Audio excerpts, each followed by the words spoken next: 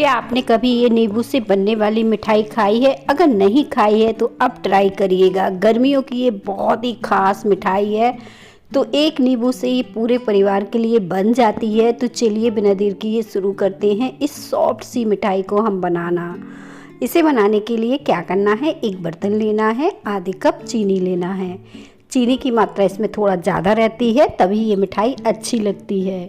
तो पूरे आधे कप चीनी में आधे कप आपको पानी डालना है और इसका शरबत बना के तैयार करना है, क्योंकि ये मिठाई ना शरबत से ही बन के तैयार होती है। तो चीनी को मैं इस तरह से घोल के तैयार कर लेती हूँ। बहुत ही जल्दी ये चीनी अच्छे से घुल जाएगी और जब इससे मिठाई बनाएंगे ना तो बहुत ही टेस्टी बन के तैयार होती है। इसे पकाने के लिए आपको गैस को भी बहुत देर ऑन नहीं करना पड़ेगा। 4 से 5 मिनट में ही ये मिठाई बनके तैयार होती है। घंटों इसे नहीं पकाना पड़ता है और खाने में भी बहुत ही टेस्टी बनके तैयार होती है। करना कुछ नहीं है, चीनी और पानी को अच्छे से घोलकर तैयार करना है, जैसे मैं कर रही हूँ। अब ये चीनी पानी अच्छे से घुल चुका है, इसे साइड रख देते हैं। नींबू ले लेते हैं। नींबू आप कोई भी ले लीजिएगा। इस तरह से बड़े साइज का मिले तो वो भी डाल सकते हैं, छोटे साइज का मिले तो वो भी डाल सकते हैं। तो यहाँ पे क्या करेंगे, नींबू को इस तरह से कट करेंगे। ये वाला नींबू सभी के पास रहता है, आसानी से मिल भी जाता है। तो यहाँ पे देखें, छन्नी से इसका रस निकाल के तैयार करेंगे, क्योंकि इसके बीज रहते हैं तो वो हटाने हैं हमें। तो मैंने इस तरह से इसे अच्छे से निचोड़ा और फिर इसके छिलका को साइड कर दिया और इसका जो रस है इसका इस्तेमाल करना है। तो पूरा एक नींबू मैंने डाला है। तो एक नींबू में जितना भी रस होता है मैंने सारा ऐड किया है। आप चाहो तो चम्मच से नाप भी सकते हो, तो मैं आपको नाप के बता देती हूँ।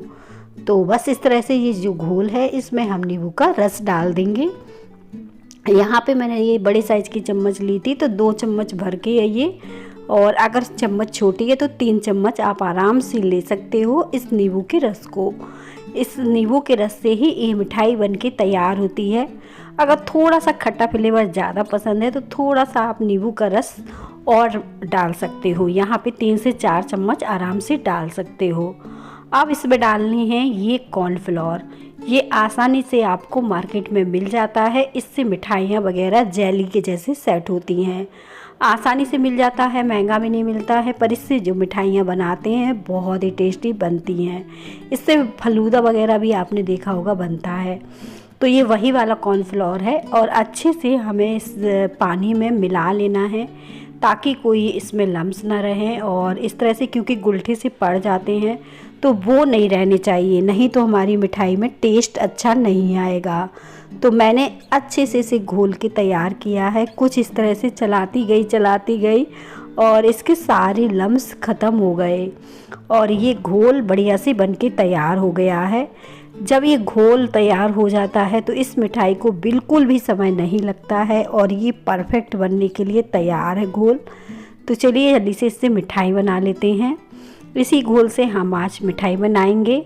तो यहाँ पे देखें, अभी मैंने 1 कप इसमें पानी ऐड किया था, तो इसमें हमें पानी और डालना है। तो यहाँ पे मैं आधे कप पानी इसमें और डाल देती हूँ। तो पूरा मिला के मैंने यहाँ पे 1.5 कप पानी का इस्तेमाल किया है इस पूरी मिठाई को बनाने में। अच्छे से घोल को तैयार कर लेते हैं। तो चलिए गैस की तरफ चलते हैं। गैस को हमें पहले से ऑन नहीं करना है, ठंडी कढ़ाई में ही हम इस बैटर को डाल देंगे। अगर हमने गरम कढ़ाई में इस बैटर को डाला तो ये बहुत ही जल्दी थिक होता है और बहुत ही जल्दी नीचे से लगने लगता है। तो बस जब इसे पकाएंगे तो इसे चलाते हुए बढ़िया से पका के तैयार करना है। तो आपको इस तरह से चलाते जाना है जब तक कि ये थिक ना हो जाए। अब इसमें आप चाहो तो थोड़ा सा कलर ऐड कर सकते हो या फिर बिना कलर के भी इस मिठाई को बना के तैयार कर सकते हो, क्योंकि आपने देखा होगा फलूदा वगैरह भी 2 कलर 3 कलर के आते हैं। अगर आप वाइट वाला लेते हो तो उसमें कोई कलर नहीं रहता है, अगर आप कलर वाला लेते हो तो उसमें जो भी कलर ग्रीन, ऑरेंज, रेड इस तरह से आते हैं। लेकिन अगर आप सिंपल मिठाई को बनाना चाहते हैं तो कोई भी कलर आपको ऐड करने की ज़रूरत नहीं पड़ेगी। लेकिन हमने नींबू की मिठाई बनाई है तो हमने इसमें थोड़ा सा ग्रीन फ्रूट कलर डाला है। जो खाने वाला कलर होता है ना, वही आपको डालना है, जो केक वगैरह में भी इस्तेमाल होता है। तो बस इस कलर को मैंने चुटकी भर डाला है। अगर आप कलर नहीं डालना चाहते हैं तो यहाँ पे चुटकी भर हल्दी डालकर भी इस मिठाई को बना सकते हैं। वो पीले कलर की बनके तैयार होगी, और जब आप कलर से बनाएंगे तो इस तरह से ग्रीन कलर की होगी। अब इस मिठाई को पकने में बिल्कुल भी समय नहीं लगेगा, और बस हम 1-2 चीज़ें इसमें और डालेंगे, इससे ज़्यादा चीज़ें इसमें नहीं डलनी हैं। ये मिठाई का बैटर एकदम परफेक्ट बनके तैयार हो। धीमी आंच में लगातार चलाते हुए सिर्फ 5 मिनट लगेगा और ये मिठाई आपकी बनके तैयार हो जाती है। जितनी जल्दी ये मिठाई बन जाती है उतनी जल्दी ये सेट भी हो जाती है। इस मिठाई को आपको घंटों इंतज़ार करने की ज़रूरत नहीं पड़ेगी, जैसे ही बनेगी वैसे आप इस मिठाई को खा सकते हैं।